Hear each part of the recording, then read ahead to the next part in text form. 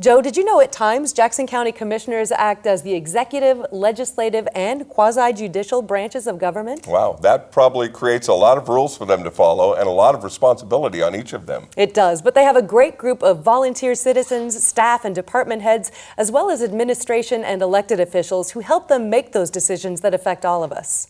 Wouldn't it be great to hear what's going on inside their heads? Wouldn't it, though? That's exactly what this next segment is all about. What's on the minds of your county administrator and your board of commissioners?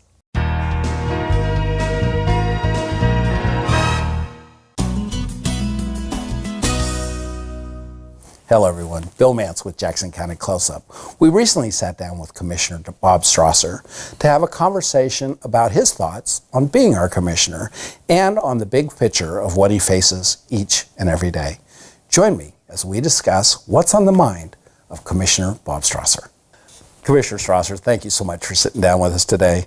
So you have been a commissioner for how long now? Oh, a little over a year, about a year and 3 months. When you look at your short term on the county commissioners, tell us what you think are some of the strengths of Jackson County's government. I think the strength, the biggest single strength, is the fiscal responsibility of the people that preceded me in making sure that the county is financially very, very well run. Not only is it well run financially, but there are actually hundreds less employees today than there were in the past.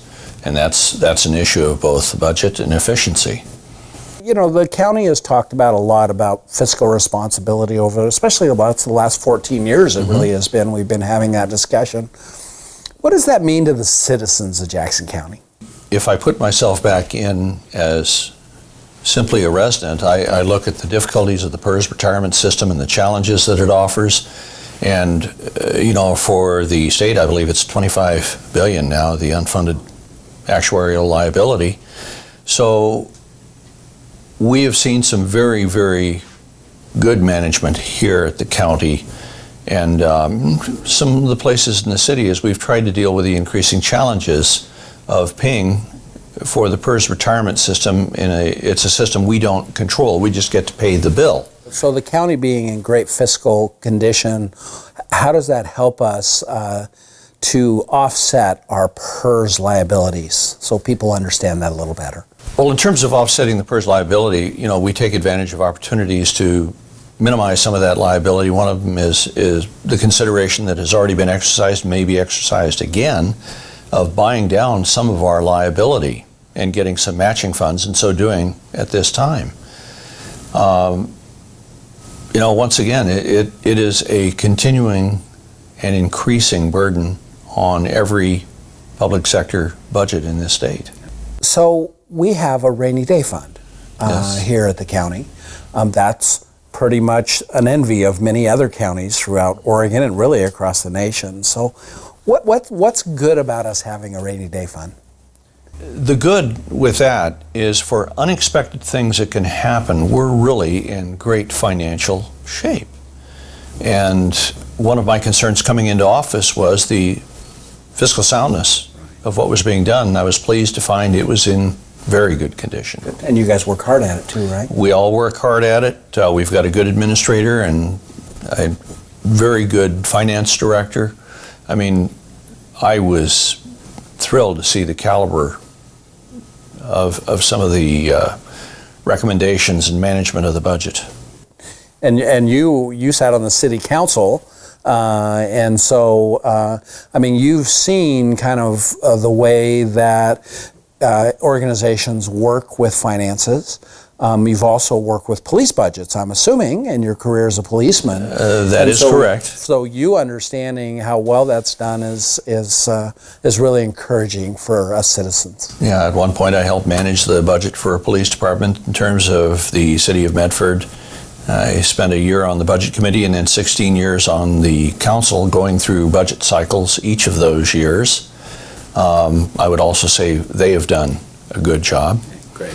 But the budget is really the tool for us implementing the mechanism to get to the goals that we set. And it's a reflection of what the citizens are willing to afford in terms of their service. So what are some areas you would like to see or you think that the county could improve? Well, the thing that we can always improve is communication and how we reach out to the corners of this county and the very diverse population that it is comprised by. I mean, we've got farmers, ranchers, cattlemen, city dwellers, and places in between. Yeah. So part of my first year was spent trying to make contacts and communicate with and attend meetings. Well, I've attended the Farm Bureau meeting for the better part of 2 years, actually. Good. Yeah. Because they have needs too that are important. Ag has been part of the history and culture of this county, as has, cattle ranching. Absolutely. So we want to have contacts and interaction with stockmen as well as the farmers, and not just city dwellers. In terms of the city dwellers, I've tried to make the rounds of the cities I'm the liaison to so that they see me, know that they can just pick up the phone, we can talk, and that we have a closer relationship as people who live in this county. And I know you recently joined a committee, because we're on it together, that is dealing with veteran homelessness. So tell us a little bit about joining in on that effort. Homelessness as a whole, of course, is a concern. I mean, it's a very complex issue. You have situational homeless, you have chronic homeless. In that particular committee, it's veterans who are homeless, how to make sure that they know what services are available to them. As a veteran, that is near and dear to my heart. So, in fact, we just did something else regarding veterans that was near and dear to my heart. Tell us about that. Well, that was the revamping of Singler Plaza so that the POW-MIA flag could be flown there. The issue was the flagpole in Singler Plaza was not a very high one, but it was so low that if we put other flags beneath it, and especially the POW-MIA flag, it would have been able to be grasped by anybody passing by. It'd be too low. We decided that we just needed to fix this. We did. There are now flagpoles over there that can accommodate it. It looks great. I've heard quite a bit from the veterans community, and we owe them a debt of respect, and that's one way to show it. So one of the things that I imagine is that adds some moments to being a commissioner, being that there are three, is when one of them has a different opinion. How important is it that they have a different opinion, and how do you kind of work through that to make sure that you're an effective governing body even when you disagree? I think you can disagree without being disagreeable. So I want to hear what the other people have to say, and I want to be able to voice my own opinion. We have 3 county commissioners. We're 3 different people. We have 3 different sets of eyes. We all have our viewpoint. Blending that together, hopefully, we get the best decision that we could render at that time. Sometimes in the discussion, the opinion you've offered prevails. Sometimes it does not. You simply have to offer the best you can in that discussion. And if you fail to do that, you're also responsible for the outcome. So by being respectful of other people's opinion, it's not hard for you personally to disagree, yet continue to work effectively. No, the give and take and the different opinions and listening carefully with those opinions are integral to the process and getting to the right decision. Sometimes, we're all probably type A personalities. Sometimes we, really engage and it gets a little bit emotional, but we try and keep that in a collegial frame so that when we walk out of that meeting, we're able to function quite easily together, and we do. And I'm very pleased with the working environment that I have here. Yes, it'll always be a little bit of give and take, but that's the nature of it and the healthiest way. And what's the old quote? In a democracy working at its best, everybody's a little uncomfortable. And that's because of differing opinions. Not everybody sees it the same. It'd be pretty dull if we all did. So Jackson County, it's not immune to having, things that are really, really important or big that you have to deal with as a commissioner, so that create opportunities for the county. So let's talk about those a little bit. How do you see PERS affecting the county down the road? Increasing debt burden, and one of the opportunities in there is something I alluded to earlier, and that's perhaps paying down a portion of that liability in able to get some or leverage some matching funds to a certain percentage to have our ultimate long-term cost reduced.